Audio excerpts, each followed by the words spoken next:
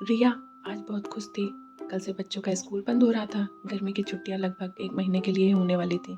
वह मन ही मन सोच रही थी इस बार वह पक्का जाएगी घूमने। एक नहीं सुनने वाली है पति के सुझाव को। जो भी हो, उसका सहेली के साथ बनाया प्लान फेल नहीं होगा मनाली घूमने का। संयोग से उसकी सबसे प्रिय सहेली के हस्बैंड उसे छुट्टी में वहीं लेकर जा रहे थे। सो प्लान सहेली ने ही बनाया था। उसने रिया को कहा था कि सारी व्यवस्था वह कर लेगी, बस रिया अपने पति को राजी कर ले।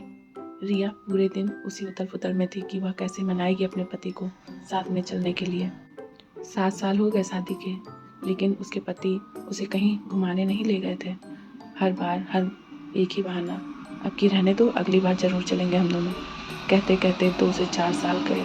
अब शुभ मुहूर्त नहीं निकला। कंजूस कहीं का। फोन की घंटी बजी। रिया दौड़कर फोन के पास आई। हेलो।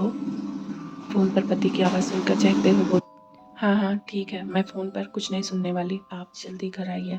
एक खुशखबरी सुनानी है आपको। पहले मेरी बात तो सुनो। मुझे एक ज़रूरी काम से हेड ऑफिस जाना है। मैं थोड़ा लेट हो जाऊंगा, तुम बच्चों के साथ खाना खा लेना। रिया कुछ बोलती इससे पहले ही फ़ोन कट गया। वह एकदम से झल्ला गई। पैर पटकते हुए किचन की चली गई।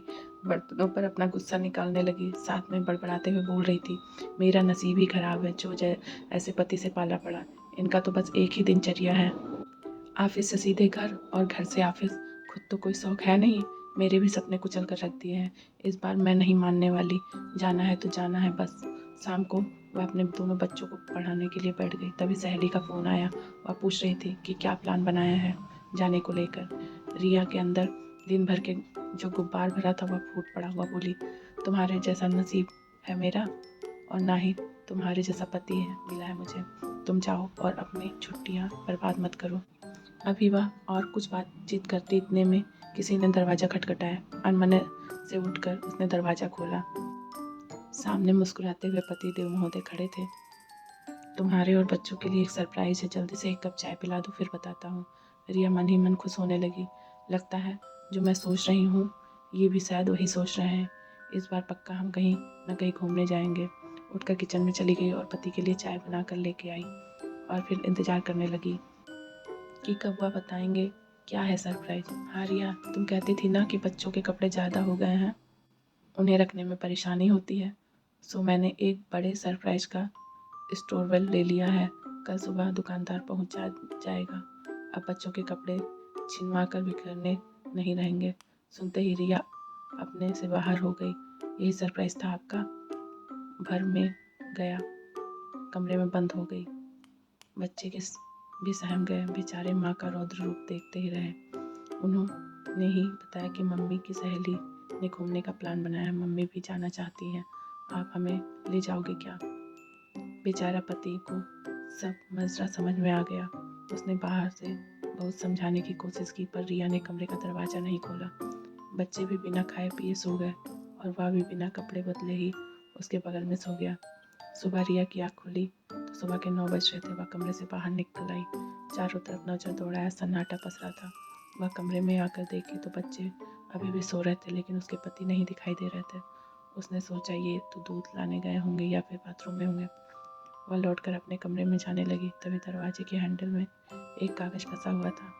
मन तो नहीं था, फिर भी खोल कर देख लेगी। कुछ ही देर में वह वहीं पर नीचे में बैठ गई। कागज में उसके पति ने लिखा था, रिया, दूसरे शहर में मेरी मीटिंग है, सो जाना जरूरी था। मेरे पास जो भी जमा पूंजी था वह बाहर के कमरे में बिछावन के नीचे रख दिया है। उतने में सिर्फ तुम्हारा और बच्चों का घूमना फिरना ही हो पाएगा। मैं उस बजट में नहीं आ पाऊंगा। मेरे हिसाब से तुम बच्चों के साथ आराम से घूम कर आ सकती हो। साथ में सहेली है ही। मेरा क्या है, मेरी ज़िंदगी तो तुम्हारी छोटी छोटी खुशियों पर ही टिकी है। ऐसी बात नहीं है कि मुझे कोई शौक नहीं है, लेकिन क्या करूँ, जिम्मेदारियों ने नीचे से कब का दबा चुका हूँ। मैंने तुम्हें बताया नहीं, पिछले महीने तुम्हारी माँ की आंखों के ऑपरेशन का सारा खर्चा मैंने ही उठाया था। मैंने सोचा घूमने से ज़्यादा ज़रूरी माँ की आंखें हैं, जिससे उनकी दुनिया में उजाला हो जाए। माँ को मैंने ही मना किया था कि तुम्हें नहीं बताया। मैं बेटा नहीं हूँ तो क्या हुआ, दामाद भी तो बेटे जैसा होता है। तुम खुश रहो, उसी में मेरी खुशी है। बस दुख इस बात का है कि 7 साल साथ रहने के बाद भी मैं अकेला हूँ। रिया की आंखों में आंसू के धार बह रहे थे। कागज के साथ साथ उसका मन भी गीला हो रहा था। वह अपराध के पोत से भीगी जा रही थी और सोच रही थी, वाकई बैरी वो नहीं मैं हूँ, शायद मैं ही हूँ।